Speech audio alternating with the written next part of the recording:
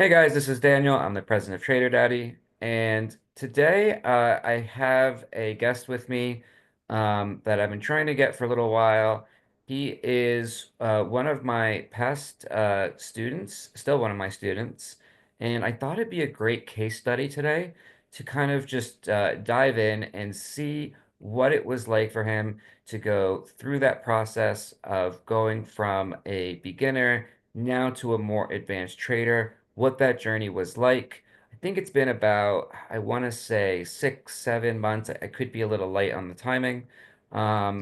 but we're definitely going to get a more full story now, and you'll get to see a cool little insight of some of my or what one of my typical students usually goes through and sort of where they are now. And I have a bunch of questions that, I want to ask. A lot of these are typical questions that people ask me before joining. So I am really lucky to have Belle with me here today. So, Belle, if you could just sort of intro yourself, and while you're talking, hope you don't mind. Of course, as always, I'm just going to be, sort of marking up some charts. Hello, everyone. My name is Bell, and I'm currently a student.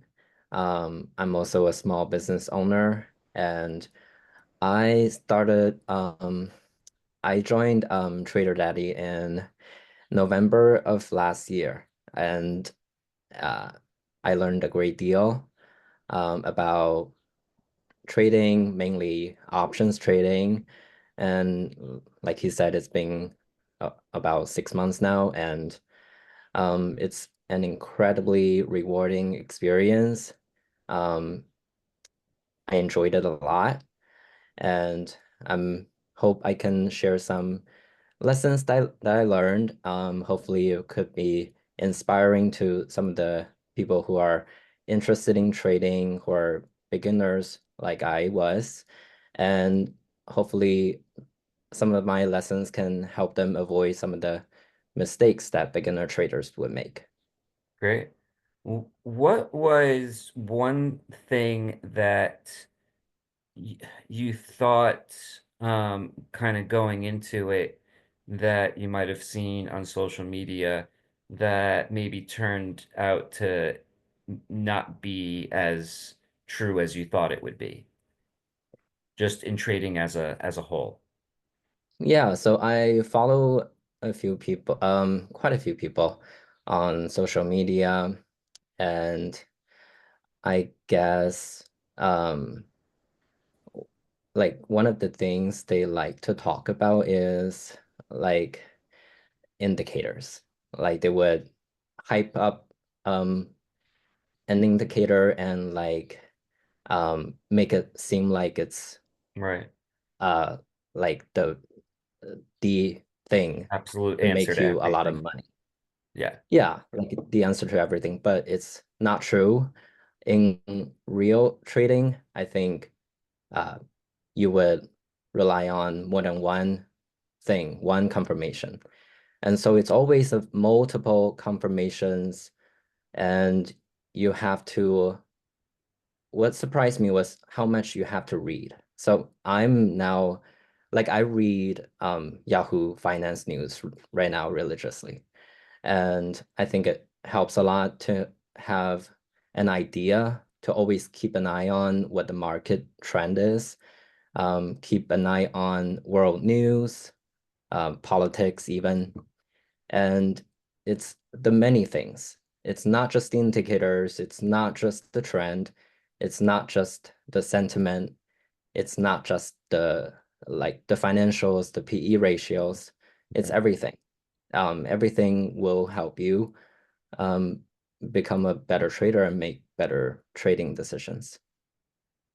Can you sort of explain what it was like for you? And maybe I'll just give a little bit of background to what my main program is like, and then you can kind of explain it from your end. But usually, what we do is people will sign up and we'll do one-on-one sessions. Going up to 14 sessions, and we have multiple instructors. and including myself, I usually start off with everyone. From there, we also have multiple communities that people can be participant in, including a WhatsApp group, a Discord group. And then I also do a lot of Sunday uh, like sort of lives, recordings going into the week. Um, and I also do in-person groups about once a month in New York City, and I am starting to do it in Miami. So what was it like for you when you first started? What if you could explain to someone who is about to join, but they're not sure yet, but they wanted to see someone else's experience. Um, what can you say about that? What was it like for you? So when I was thinking about starting to learn how to trade, I was thinking to myself, I'm gonna just watch YouTube videos. And I thought that was enough. I think there are a lot of insights people are sharing on social media, YouTube, and I thought I was gonna just rely on that. But then I was thinking I would much prefer someone who could guide me through the process, and preferably a group that's in person, uh, preferably local, because I was afraid of scams. And I was attracted to the idea of that you guys have in-person events. Um, it makes it more personable, and it also like I also like the sense of community, and that was actually one of the main factors that attracted me to TraderDaddy. And I got to know, um, well, Martin was the main my main Right, mentor, so right? how did the instructor setup go for you? Who did you start with? And then how did those sessions go for you? Yeah, so I started off with you, Hmm. and you gave me a few resources to look at, websites to follow, trading tools, how to chart, how to look at charts. No. And then I transitioned into um, just learning options trading from Martin. And then I was I was pretty much sold when I started trading options. I liked it, and that's pretty much the only thing I trade right now. But my thinking is I want to get good at trading options. And once I'm good at it, once I'm good at once I'm good at charting, I can, that's pretty much the foundation. And if you're trading futures, crypto or other things, if you're good at charting, if you're good at reading the charts, um, you can it's easy to trade other things as well. And so I in my future sessions, I probably will also um, get in touch with like some other m- mentors who specialize in like futures or crypto, Right. but So, options is I think, I had, what I like to do with a lot of my students, like Bell, is go through the beginning stages with them, and then see who would be a good fit, sort Mhm. of with them moving forward, right? So, um, Martin is or was uh, a floor trader on the Chicago Exchange for 7 years Oh, and has been a trader in all markets for the last 20. But he was an excellent choice, I thought, for Bell. I really try to figure out who would work well with certain students, certain clients. And then, once what Bell's talking about is when you get good at a particular market, let's say options, you start to get more consistent and comfortable with it, start to get profitable in it. You want to move on to other markets, futures, forex, crypto, where we have other instructors that are professionals in those markets, so you can move forward and do that. But I also wanted to kind of circle back, and I thought that was a great point that you made about the accessibility for the in-person. So yeah, we do an in-person once a month, where anyone, if you're in the New York City, can come out. They could meet us, and we've been doing that. I've been doing that for at least the last 10 years or so, consistently. So it's a really good chance to always, come out and meet us. I was always intrigued of why other people, other trading groups don't offer it at all. Um, because it really is a good opportunity to actually meet the people in real life.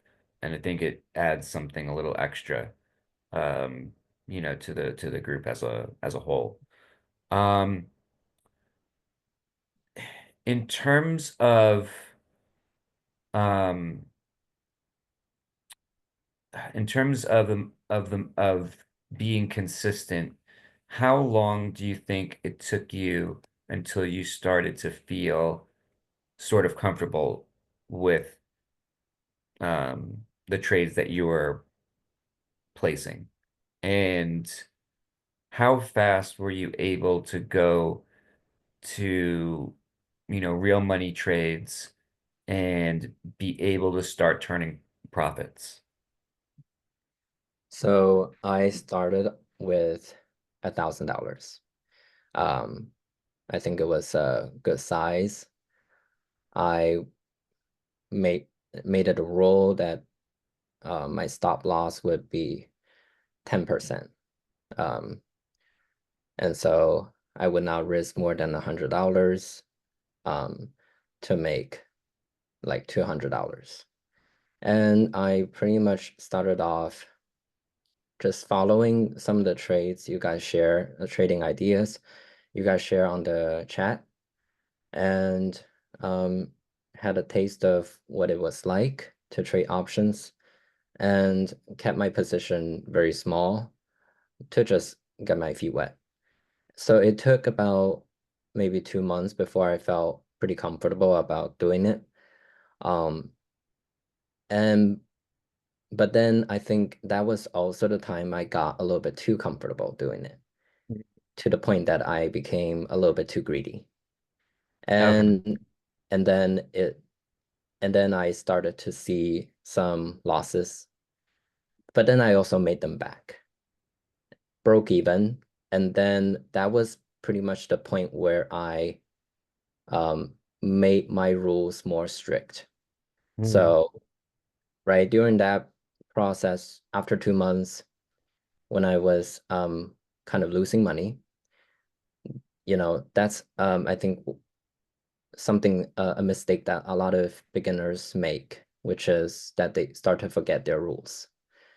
They start to see that um, their accounts become bigger, and then they start to give their wings back to the market.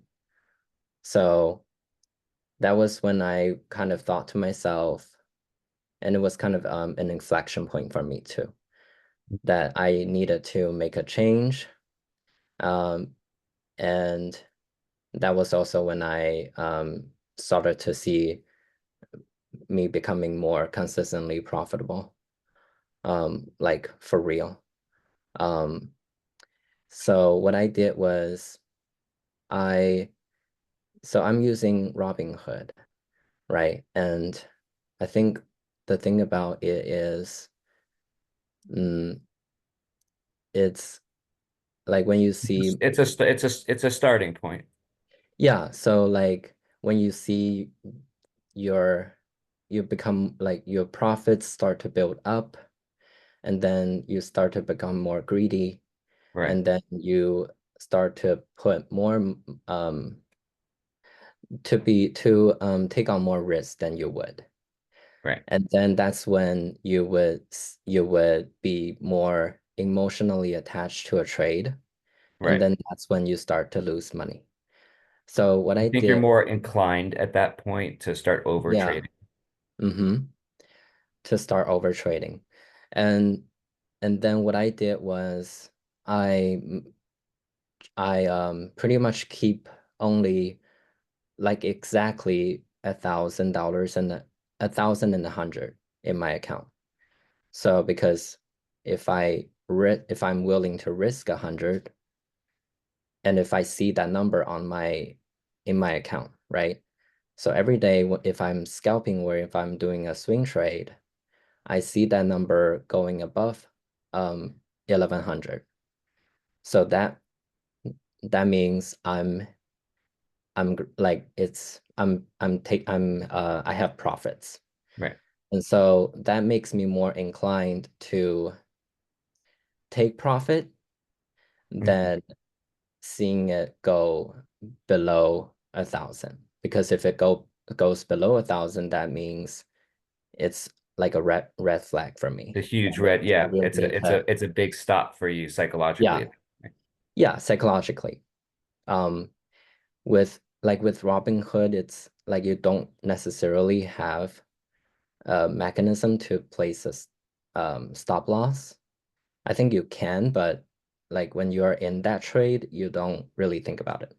Right. Especially when you're doing a swing trade, you see it keep going up every day, but then you start seeing seeing the trend reverse. Hmm. And then you start to think, let me Just wait it just out. wait it out, right? But And it's then not shares. It starts this option that starts to go down every day. right, uh-huh. And starts to go down rapidly. So I think to sort of sum it up, and I think 99% of traders go through this in the beginning as they start to get a lot of this this overall sense of trust in the beginning because we really do hold your hand in the beginning of when people first start, and it's not surprising that they make money. Uh, But again, we're not there with them. So although Bell put in his own work, and did a lot of his own trades, even, without us, obviously at some point, it's not uncommon for people to win in the beginning, and then they start to get overconfident, they start to overtrade, and they start to give that money back. I tell people a lot of the time that it's not it's not so hard to make money in the market now. It's harder to keep that money. Um, so you can definitely see your account grow. Um, but what are you going to do to protect it? Especially during times where you're not 100% sure, especially with the market going down right now or, slightly rebounding. It's a lot different than what 2023 and 2024 were like, mhm, where one tweet or one X post can, take out all of your trades for that day. So, um, I think, or one question I wanted to ask just to clarify. So when you have a big profit, let's say you make $1,500 on a trade, let's just say, or $1,000. What do you do with that? Do you just take it out of your account so you can kind of stay at that $1,000 baseline? I do. So I always make sure it's at 1100. So anything more than 1100, I just take it out and I don't think about it anymore. And I Interesting. start off every day brand new with 1100. And like um if I feel more confident with trading in the future, if I increase my position, I will probably just like if I double it, I would just make sure it's 2200 or I see. 3300. So then like mentally I know that the if it's 2200, the 200 is my stop loss. I cannot risk more than that. And it also like I'm also like training my brain to think that anything more than that baseline I should be happy about. Right. So that's kind of the biggest lesson I've learned so far is to be happy about small wins. Yeah. It and then they really, really they do They add add up. up. They add up quickly. They do add up very quickly. So you can earn like 5% a day, and then over a month, you may be at 100%, you Yeah, know? So and that's crazy just as a beginner, you know. yeah, A lot yeah. of people would say, in the beginning that that's an insane percentage to claim, you know. Hmm. Um, but Yeah, what was over the past 6 months or so, if you had to put a ballpark on a percentage or, let's say every month, on average, what do you think that is for you? I know it changes month to month, but if you had to look over maybe the last 4 or 5 months. right. So I think I pretty much so far I'm like net 20% profitable and Overall. overall. Hmm. So let's say maybe over the last 4 months or so, that's like 5% a month. Yeah. And Hmm. that's great, especially for someone who just started. Hmm. And Um, and, so I think what people really, should focus on or, is sort of follow kind of like what you did is really concentrate on the consistency aspect. right. That this is a skill that you use for life, you Hmm. know. If you learn golf or tennis or swimming or weightlifting, that's a skill that you're going to use for the rest of your life. There's no real reason to try to run it like it's a track meet. Um, it's something that you'll have always sort of in your back pocket. There's people like still from years ago that will text me a certain trade that I haven't spoken to in a long time, just because they saw an opportunity, they knew how to do it, and they did it. Or they'll text me a certain month that they had, they made 3 or 4 thousand that month. It really helped them as an extra income. Um, so, I always look at it as, this is not a race of like how fast and how much can I do in 3 months. And I know you had a lot of really big winners in the beginning. Um and like I said, a lot of people go through that period of winning and then giving it back and then slowly being a little bit more consistent. But if there was really uh one major thing, I would say that that's people's biggest problem. If you had to go back in time 6 months ago and tell yourself uh something, that would be the most helpful, what would that be in regards to your trading style that would have saved you the most time and headache? A few things. I would tell myself that small wins rule. Small Try wins rule. to try to train your brain to be happy about small wins, so your brain will think that it's so it uh, and your brain will think that it's not okay to have big losses. And then um and also don't have FOMO. Don't have fear of missing out. Um Right. because the next opportunity is just around the corner. And be suspicious of seeing multiple green candles. I Yeah. think mo many times people see that, a stock has many, many green candles. and then they want to jump in. And that's Like the worst time. typically the time when it reverses. So now I'm more like when I'm seeing multiple green candles, I'm thinking, or maybe I look at RSI, and I'm thinking to myself, it's time to short this thing. Or if I see too many red candles, I think to myself, it's time to be bullish. Right. That makes sense.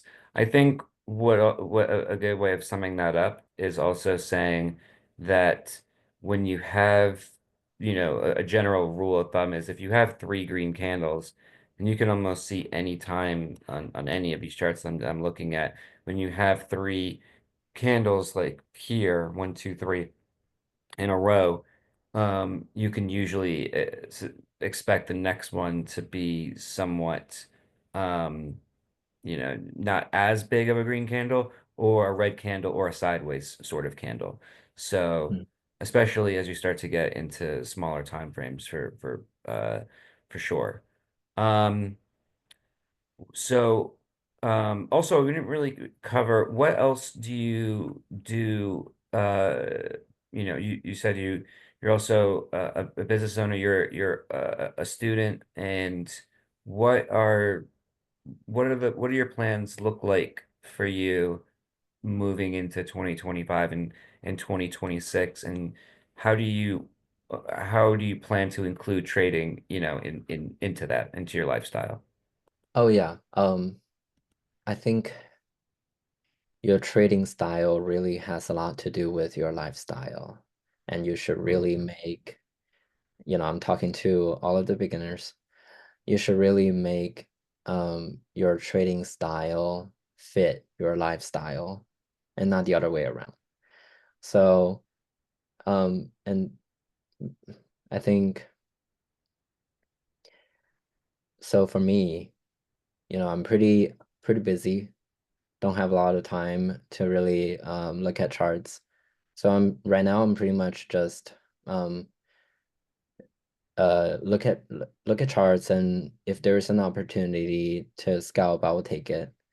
And I'm pretty good at charting, so and reading the uh, indicators. So I can take profits here and there, and again they add up.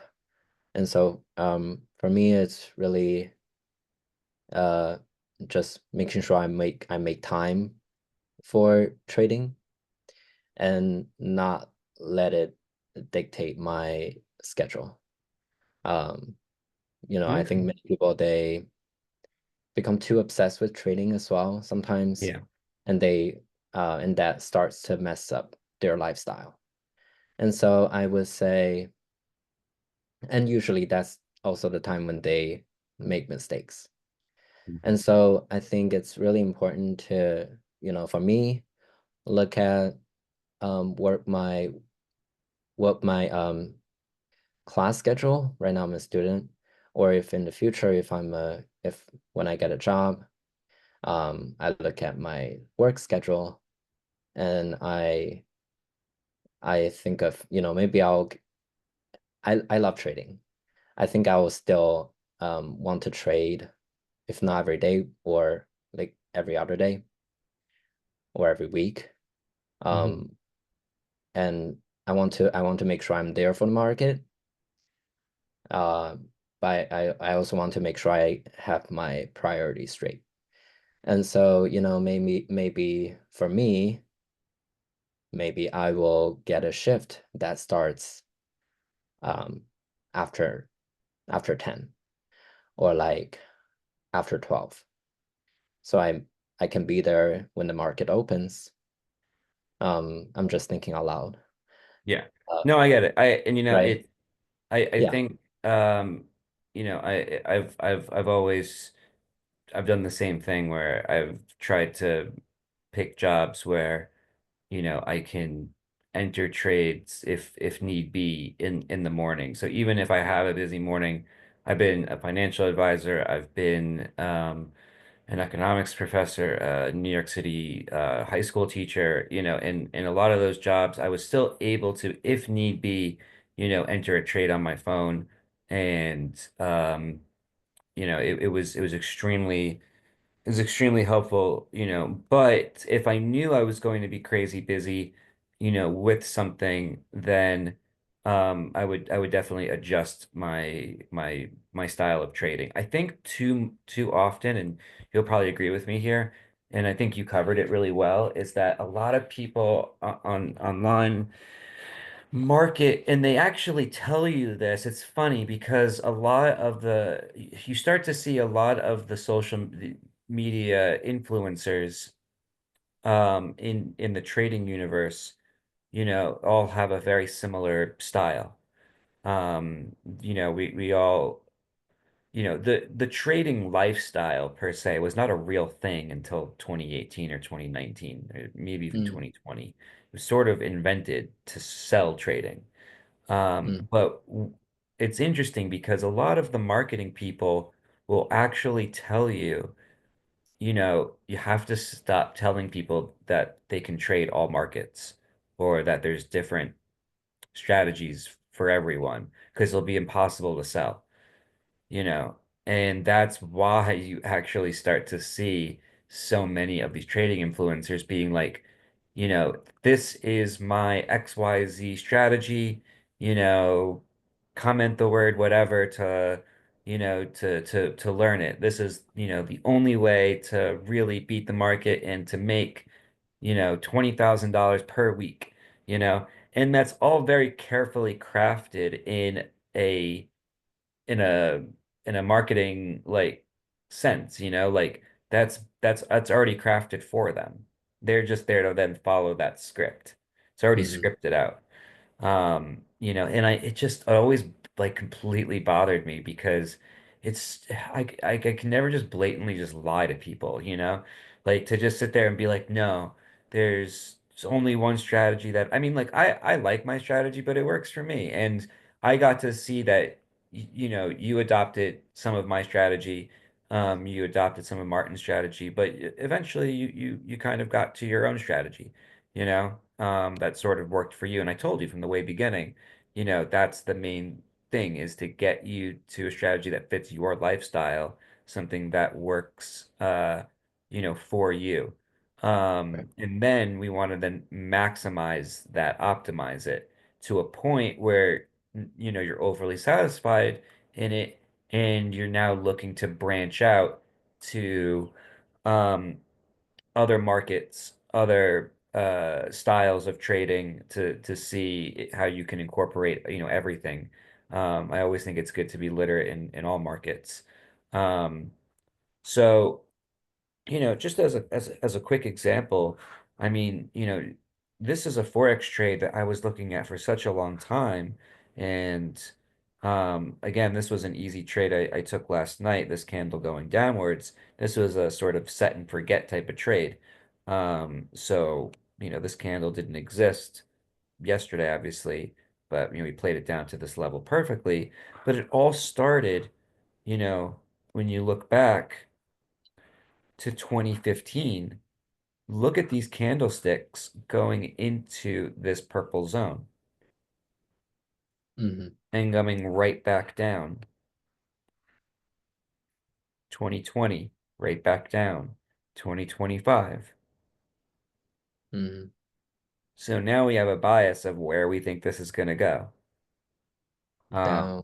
and again, it was hard to trade this because of Canadian tariffs. It wasn't as easy as I thought. But eventually it got to a day where, we have sort of I used to play this strategy for years where two double tops, I would play the second double top down. But if you get this third sort of little, I'd call it like a mini double top, with these big wicks kind of coming up. That'll also push down as well back to this support right here. Mm, And it sort of lines up with this moving average. But yeah, and so it is nice to kind of go to other markets because although it's nice to make money in options and people seem to like it because you are able to, follow different companies, you get to follow the overall market. You get to follow politics. You get to follow current events. So if you're into that type of thing, you know, you get to follow things on Reddit and on Twitter or X. You get to really investigate sort of what's going on. And it's interesting. You can kind of see everything play back out into the market. The market is the ultimate truth of what's happening. You can take what people are saying out there, but the market is the ultimate psychology of what people are doing. But eventually, I think it's cool to then step into other markets, Forex, futures, crypto, and start to integrate, yourself with that. Because eventually you don't want to get to a point where you feel sort of stuck or bored in doing the same market. Some people, especially like yourself, you know, are always those types of people that want to keep learning more. So, um, it's good to be literate in everything.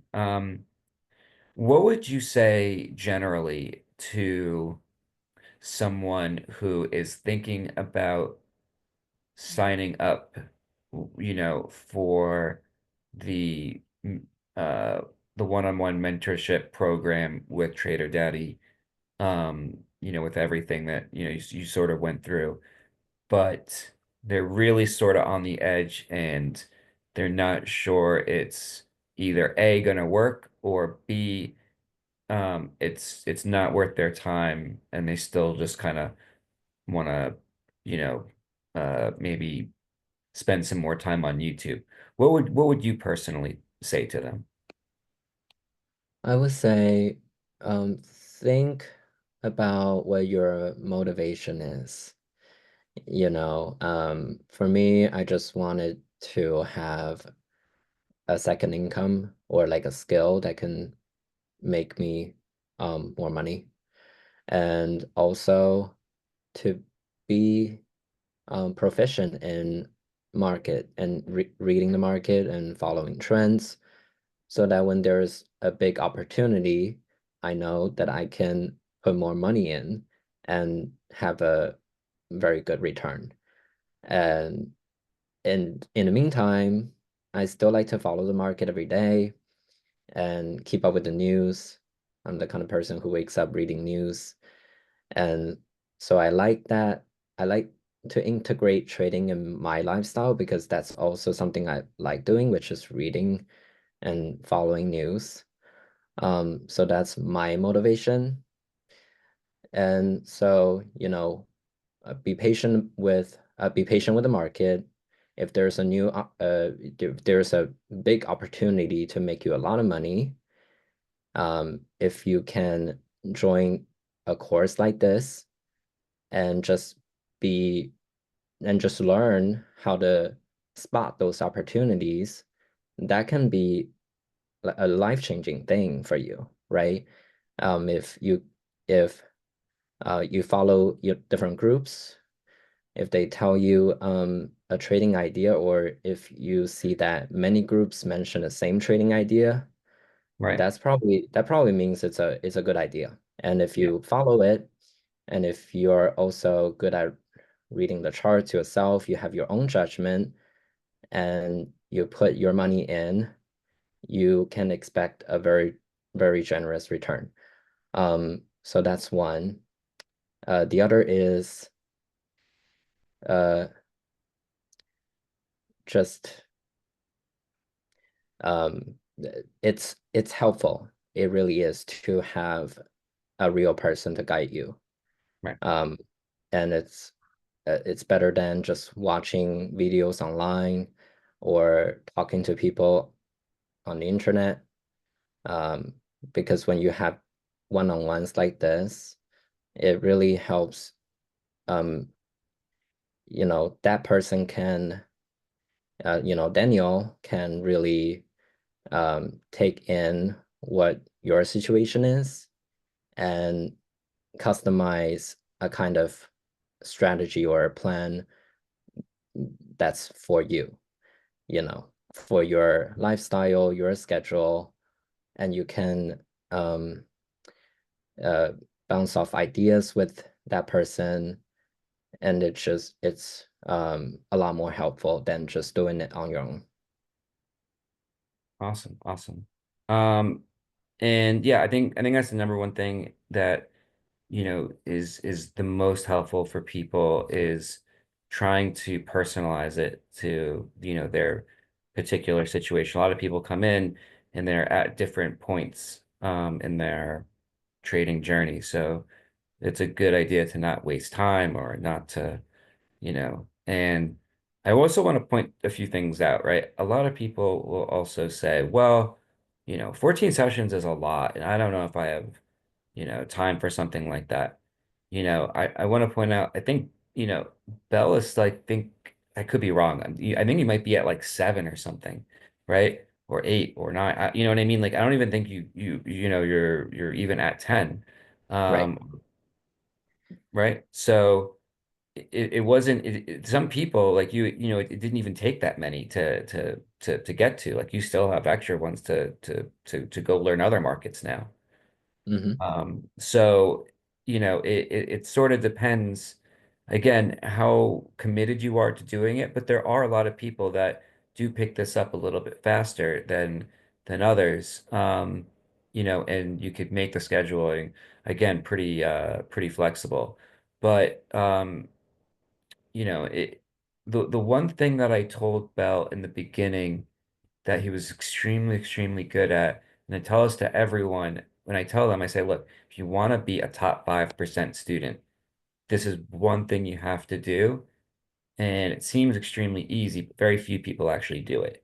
And that's to be in the beginning, be in touch with me, um, text me, send me your thoughts on what's happening. You know, the more that I know of where you are in the beginning, the better I can help you.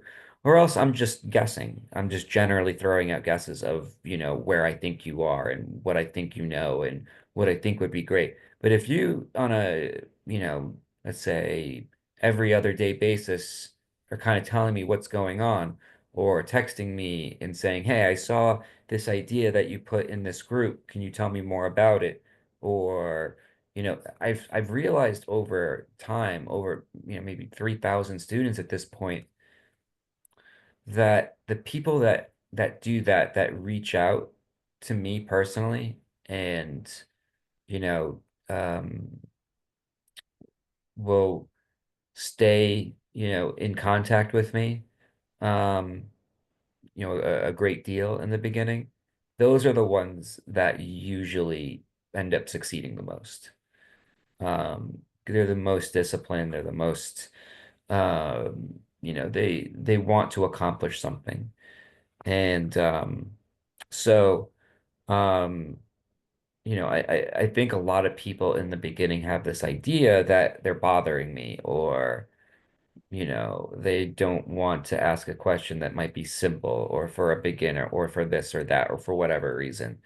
But again, we're all adults and we're all trying to help each other. So it's not, I think after a while, if I'm telling you, look, this is what the habits of people that are successful, this is what they do, then do them. What's the worst thing that could happen?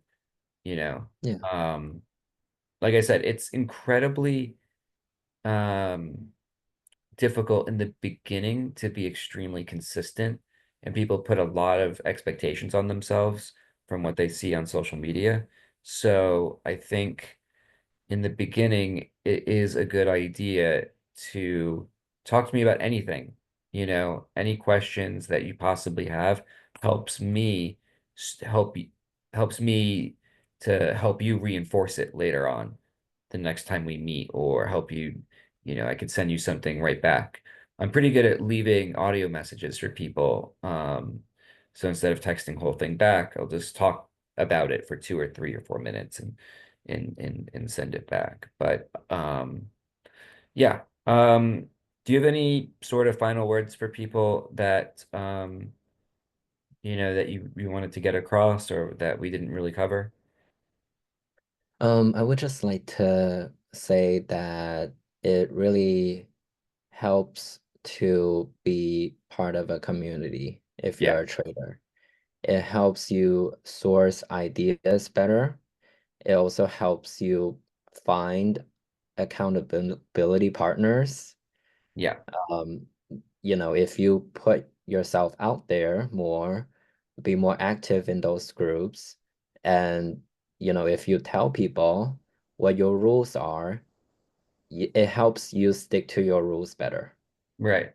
rather than just doing it on your own and then you break your own rules. Nobody else knows it, but you Yeah, know it, and and then you suffer a loss, and in the long run, it's gonna be bad for you. So it's not good to about suffer in silence. community. Yeah. Um, and when it comes to Daniel's courses, um, consider it. But in the end, know that you take out what you put in. So Yes, don't expect him to do everything for you. Of course, you have to do your own homework. Um, as a trader, you are responsible for your own trades. So in the end, you have to be, you- right. in the end, the goal is for you to be independent. At least for Yeah, me, I want to be independent. I want to be one day not rely on Daniel and be able to be profitable on my own. But still, if he has any good ideas, good trade ideas, I'm willing to listen. right. But in the end, I'm responsible for my own trades, and there's that. Yeah. Yeah, I think that's as well said, because I try to have a fine line between, because here's the thing, right? I could give my group um like every day like the exact metrics of put this trade in here, take it out here, do this, do this, do this. But does that actually in the long term going to help anyone?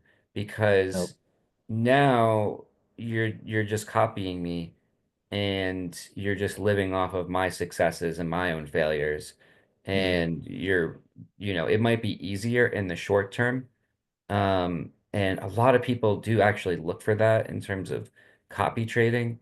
Um, and I don't even mind when people do it. I want to give out some trades, but I try to put a limit on it and show people just, every now and then, here's some ideas, here's some things I'm looking at. But I don't show all of my trades. I don't show all of my ideas because I do want people to have to force themselves to come up with ideas if you want to make money, there's a way to do it. I outline it, pretty simply. Here's the websites to look at. Here's the process to look at it. Um, if you want to be more of a long-term trader, this is how you do it. If you want to be more of a swing-term trader like me, this is how you do it. If you want to be a short-term scalper trader, this is how you do it, and I think there's a time and place for all of those things based on your lifestyle. But the independence is at the end of the day, I will not be with you at all times pressing that button for you. mhm, So I do think it's, yeah, like it's exactly true. You are going to get out what you put into it.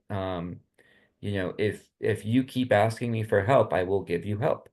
No doubt. And some people require more help than others, and I'm here for it. And it's also why I have a whole team to help people, that are proficient in all different types of markets. But I think the main thing is, is to be able to, um, when you join the group, when you're a part of the group, um, do the people that do well are people like Bell who share their ideas, contribute, and eventually people start to recognize them as a top contributor and someone who knows what they're talking about, right? There's many instances where people, just assume now that you're one of the top people in this group, right? And this group has been along, for a little over a year now. So, the more that you help other people and share your ideas, you're also writing it down technically and sending it out there. And it might be uncomfortable at first, but it does help you. Nobody is here to, like flex on how well they did on other people. It's not that type of group. Like, we don't really care about more like the lifestyle stuff and everything. Like, yeah, like I'll tell people when I go to Miami and stuff, and that's basically sort of where it ends. It's not really that type of group. And if you're looking for a lifestyle group, I could recommend hundreds of lifestyle groups for you to join that involve trading and that type of thing. But again, I think we're more about helping people and we're more about um getting crowd, I think you put it well, crowdsourcing ideas um together so that we can get high probability ideas out there so we can all benefit from them. Because there's no reason to suffer in silence. Um, Right. so um yeah, so I'm just going to end the recording. But yeah, I appreciate you coming on and for helping the group and for helping, the beginners that will be coming after you. All right. Thank you, Daniel.